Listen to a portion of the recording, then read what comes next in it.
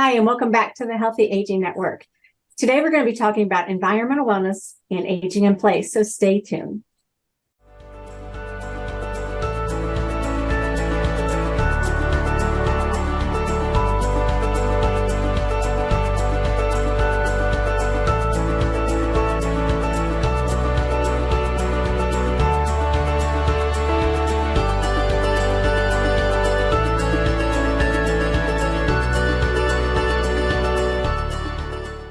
Hi, and welcome back. I'm Kathy Tutt, and I'm the Family Consumer Sciences Educator with Ohio State University Extension in Clark County. Joining me today is Ken Stewart. So, Ken, I'm going to give you a chance to go ahead and introduce yourself, please. My name is Ken Stewart, and I'm the Family and Consumer Sciences Educator in Monroe County. Thank you, Ken. So today, we're going to be discussing environmental wellness as it relates to aging in place.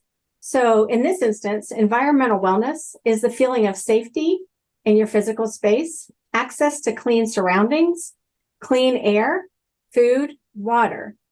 Now, all of these things can contribute to a healthy physical environment and affect your overall wellness.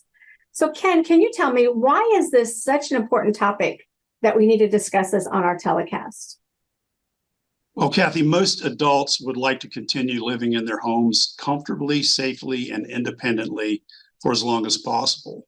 This is called aging in place. So, Ken, what are some of the things that might threaten a person's ability to be able to age in place? Well, threats to aging in place can include the lack of access to the needed services like the doctor or something like that, a home that's not easily accessible, decreased safety from crime or for falling. So, we hear so much about how a fall or even the fear of falling can impact the life of an older adult. So can you talk a little bit more about that? And then what are some of the factors that can lead to a fall? Sure, Kathy. Many things can cause a fall and keep you from enjoying what you want, what you enjoy the most. A simple fall can begin a path of forgoing favorite activities. It kind of spirals, right? So there's a fear of falling, and that leads to less activity, and then less activity can lead to isolation. Falls in the home result from a number of factors, things such as home hazards, physical health, risk-taking, and then the environment can combine to create conditions that lead to a fall. Hazards in the home often create conditions that lead to trips or slips. Looking toward personal factors or things specific to each person that contributes to falls, we can think about things like our balance, our muscle strength, proper hydration and nutrition. Other factors that can contribute to falls are changes in vision and hearing. These changes can impact depth perception and influence judgment. As older adults start to notice these changes, they may become more inactive, which leads to deconditioning of the muscle loss, which leads to a greater fear of falling. We teach our classes, we talk all the time about how when you're afraid of falling, you move less and it makes you weaker, and therefore you're more likely to fall, which leads to a fear of falling, which makes you weaker. So it's that cycle that just never seems to end. So I know you mentioned personal factors as a concern for falls, but what are other factors that can lead to a fall? Well, there's also medical factors that can lead to fall. As aging takes place, many older adults find themselves taking more medications to maintain health and longevity. Some medications can cause you to be drowsy, sleepy, dizzy. Sometimes medications will interact negatively with each other, and that can lead to a higher risk of falling. Along with changes in older adults, maybe dealing with stiff joints, weak bones, and then additionally, sometimes folks notice an inability to control the bladder, and that might cause bladder infections. It causes urgency issues, so you might have those sudden urges to rush to the bathroom. Some older adults may not take the normal precautions, like walking more carefully or using their walker or cane. These things can all contribute to falls. And then some conditions like diabetes or Parkinson's disease can cause symptoms such as nerve damage, numbness in the feet, and it results in a shuffling of the feet that makes tripping more easy. So we've mentioned personal factors and medical factors. So what other factors do we need to consider? Well, there are those environmental factors, or the things in our environment that you look at that can contribute to fall. Some of those factors are tripping hazards like thresholds, rugs, cords, clutter, uneven surfaces, and insufficient lighting. And also beware of pets. They can be tripping hazards. Some folks place a bell on the pet's collar to ensure that they know where the pet is. Look at structural hazards that may be hard to navigate, such as poor stairway design, like if they're too steep or the treads narrow hallways. Those are some things that can sometimes cause us issues. We've talked about these falls and those concerns. So what can we do to prevent falls? So if we know what contributes to falls in a home, we can look for ways to prevent it. So the easiest thing that we can do to prevent falls is to consider the lighting. Look at the lighting in your area. So you can just simply use a few modifications and change that. So increase the lighting in your home. It makes it easier to see. And as we said, sometimes the vision decreases, right? So here's an interesting thing. A person 80 years old or older requires 3 times more light than a young adult to read a book. As we age, less light reaches the eye compared to younger eyes. The pupil size decreases and the lens of the aging yellows and thickens, obstructing the transmission of light. So that's what the cataract is, right? Is that yellowing, thickening of the lens. We have those concerns about lighting, but do you have any solutions for us that we could use to help alleviate some of those concerns with lighting? Yeah, there are a few things that you can do. Lighting can be increased, placing extra lamps around your home. In addition to using extra lamps, there's more specific needs like, for example, a night light to help illuminate areas after dark. Night lights are ideal in areas such as hallways and around steps, since they're harder to navigate. Remember that night lights should be checked regularly and replaced when needed. And lastly, consider arranging the bedroom so there's a light near the bed. That can be controlled from the bed. Many bedrooms are set up with a light controlled in by a switch near the door, right? So I'm not fast enough to turn the light off and then jump in bed before it gets dark anymore. So one of the things that I do is I use a flashlight or those kinds of things. So if we walk in the dark, sometimes that can cause us to trip, and it can lead to disorientation. So along with lighting and vision, what other concerns do we have with vision for older adults? Other changes that can occur as part of vision, as part of the aging process, are the eyes adapt less quickly to light.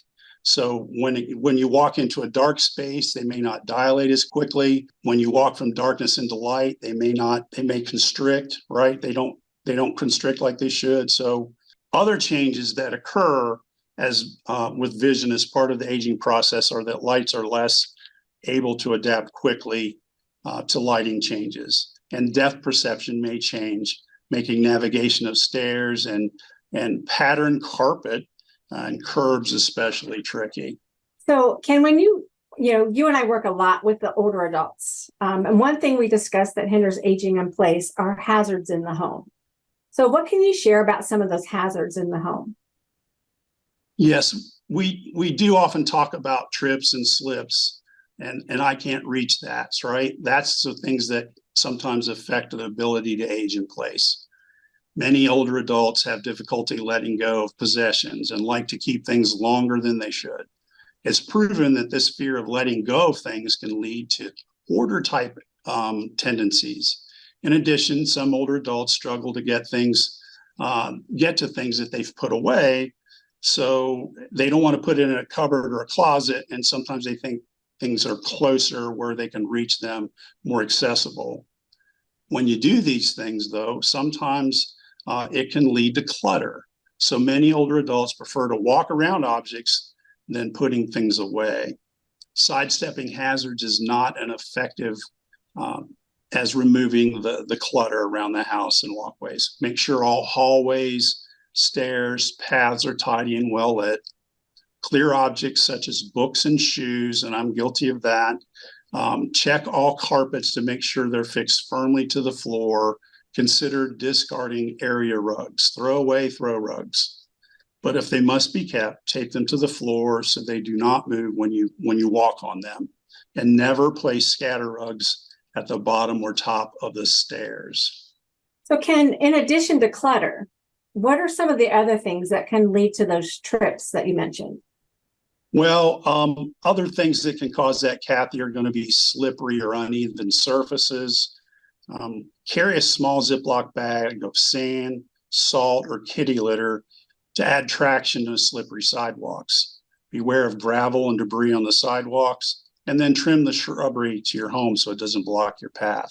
So now let's go back a little bit to lighting, because you mentioned lighting as a concern for vision a little bit earlier. So tell me about the importance of that and how important it is for in your bedroom. Sure, Kathy. As we mentioned earlier in the lighting section, there are concerns for falling in the bedroom. Many bedrooms have overhead lighting that is controlled by one switch at the doorway.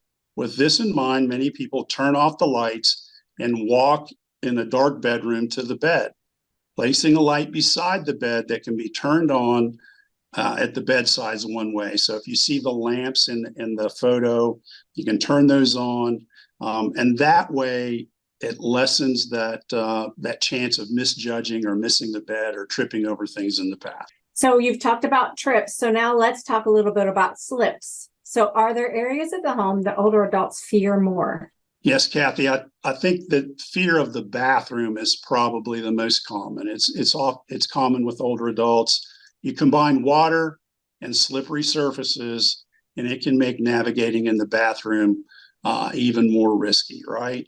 So to make bathrooms safer, here's some tips to help with the bathroom. You can see the non-skid mat that we have there, right?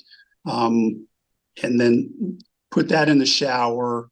Sometimes certain tiles can be used. Have grab bars available, installed in the shower near the toilet to make getting around easier. You tell your doctor if you're having a hard time getting in and out of your tub. The doctor can get you a special tub chair or a bench that's safer. So we've done trips and slips. And now the other thing when we're talking about falls is that I can't reach this issue. So what types of things lead to that I can't reach this? Well, we can prevent falls by the placement of the things that we use the most often in places that we can reach, so we don't have to struggle to grab them. If things are in a hard place to reach, use step stools with sidebars is a better choice than standing on a chair or some unstable object. One of the concepts, Kathy, that we talk about is we encourage people to consider is environmental hazards that can hinder one's ability to age in place. And that's universal design.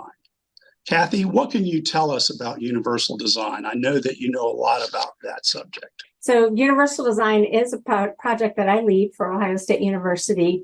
And universal design is a worldwide movement that is based on the idea that all environments and products should be usable by all people, regardless of their age, their size, or their ability. Because of this movement, it applies to everyone.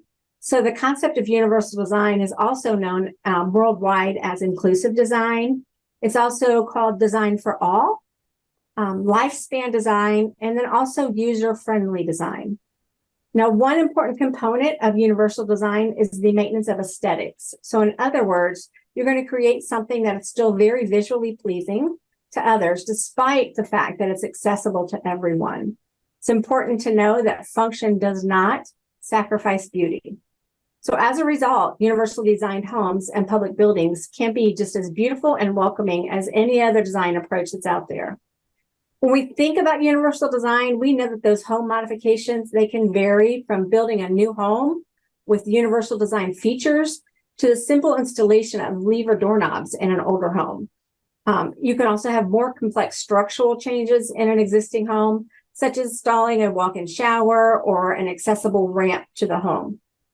So a lot of these changes with implementing universal design are fairly minor and inexpensive and can require a little effort.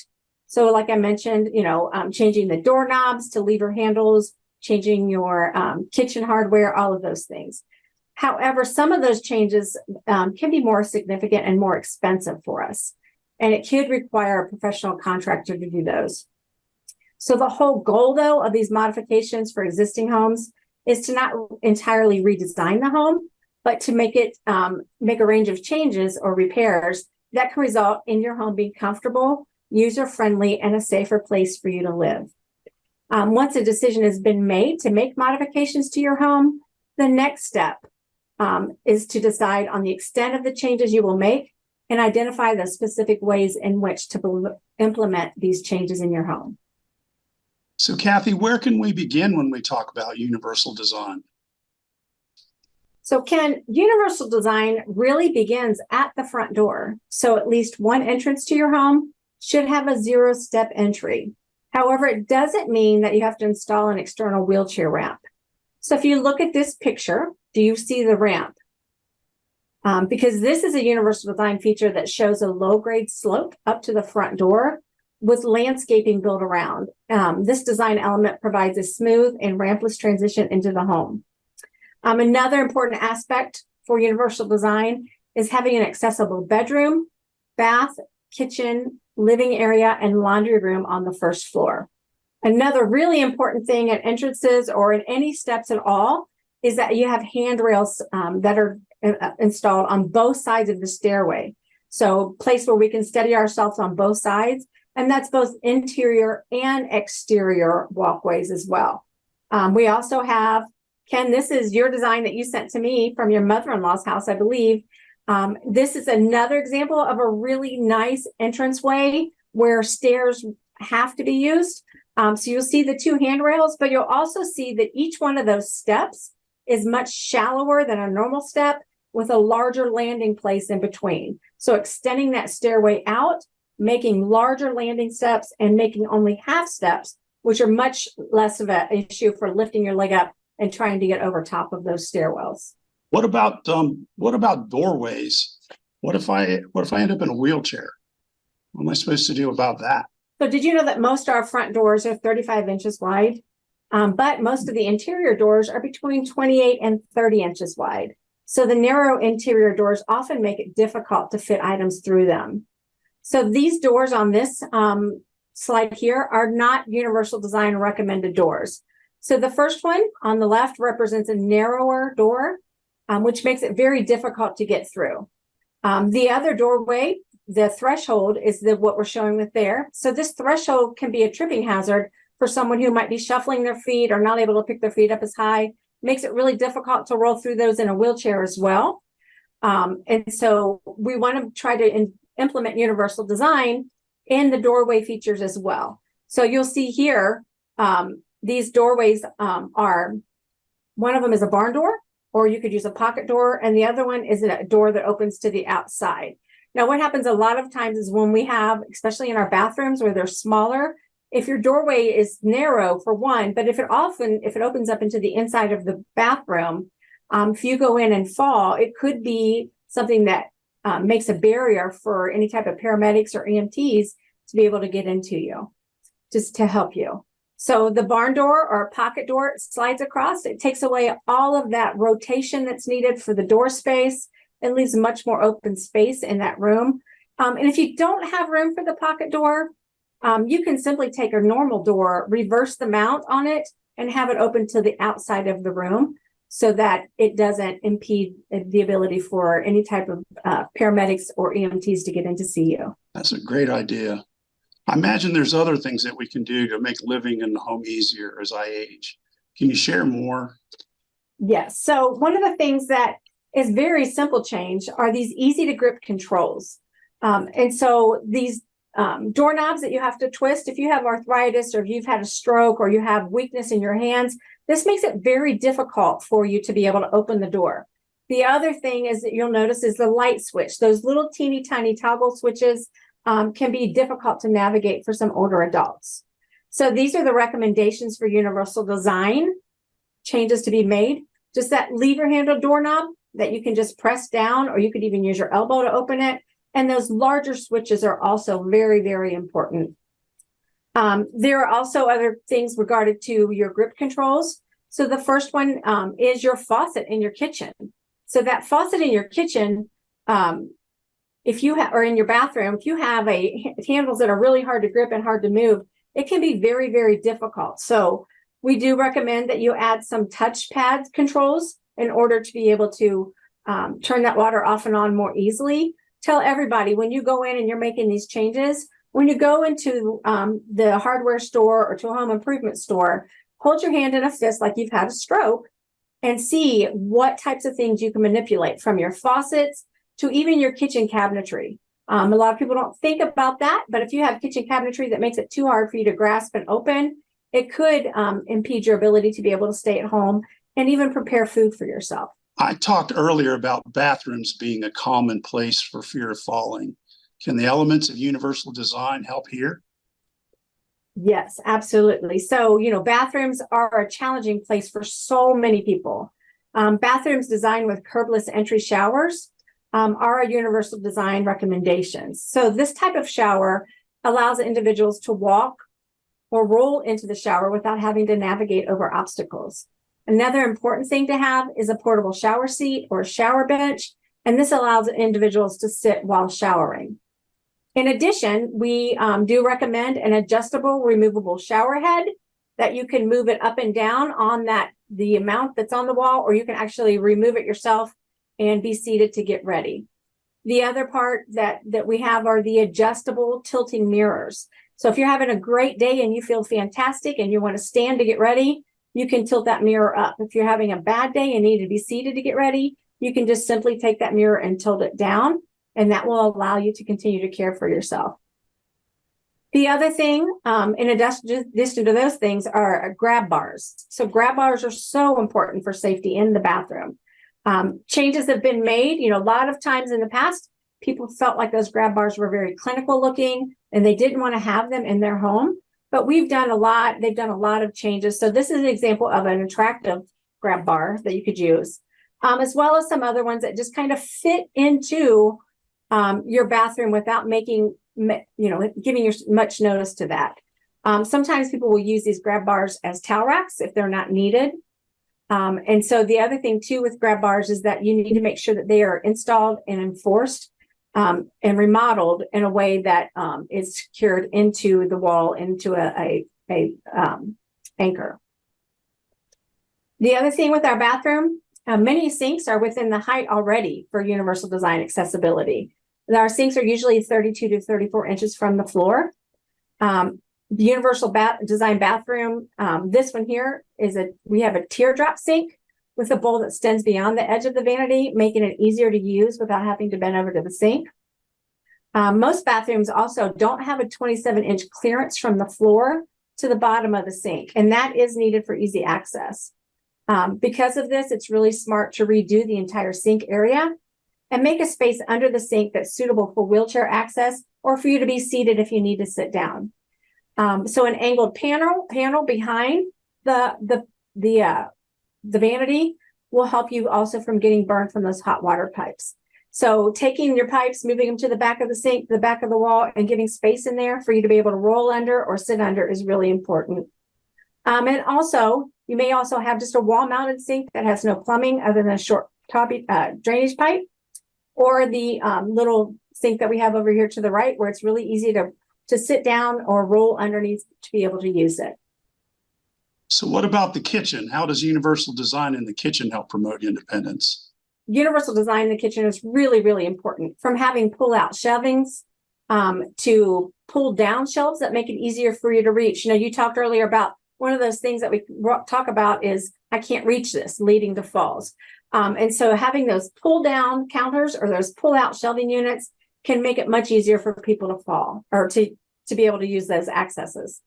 Also, having a kitchen cooktop and a sink that you can roll under and be seated in order to prepare your food. The other part of the universal design in the kitchen is built in and raised off the ground. would be your oven and your dishwasher. You'll see in this picture here, we have a dishwasher that's raised up. And it's a height that allows you to pull the rack out or be near the height and adjacent to a countertop. They make it easier for you to reach without having to bend over and place and remove heavy items from in and out of the dishwasher or the oven. The other thing that we recommend is that you move the kitchen microwave down to counter height. So many homes have that microwave mounted above the cooktop. And at that height, reaching up the microwave can be dangerous and even really difficult. There's a risk of dropping those hot dishes on you when you're bringing food down to the counter. So moving that microwave down can help reduce burns and make it easier for you to use. Will this reduce the value of my home if I do this, if I make these modifications? So if you remember, Ken, one of the key aspects for universal design is it doesn't affect the aesthetics of the home. The home continues to be visually pleasing. And in addition, because of our aging population, the need for accessible housing is on the rise and it's going to be sought out for years to come. These homes will be those that can be used for all different types of ages and abilities, but many adults really have a strong desire to live in their home, and making universal design modifications can help the older adult live independently and increase the resaleability of that home. So what are the resources available on this topic, Kathy? But Ken, we do have a virtual tour on this topic. It is here at this website at go.osu.edu, virtual universal design tour. And then there's also other resources, including videos and fact sheets that you could access at the second site there under resources. And that is go.osu.edu, UD resources. And you can actually see these in place at the Farm Science Review, right? Yes, absolutely. Farm Science Review coming up the third week in September at the Molly Caron Agricultural Center in London, Ohio. So Ken, thank you for joining us today. This is one of those topics that we really feel strongly about, making sure that our older adults stay safe and home and be able to live independently as long as possible.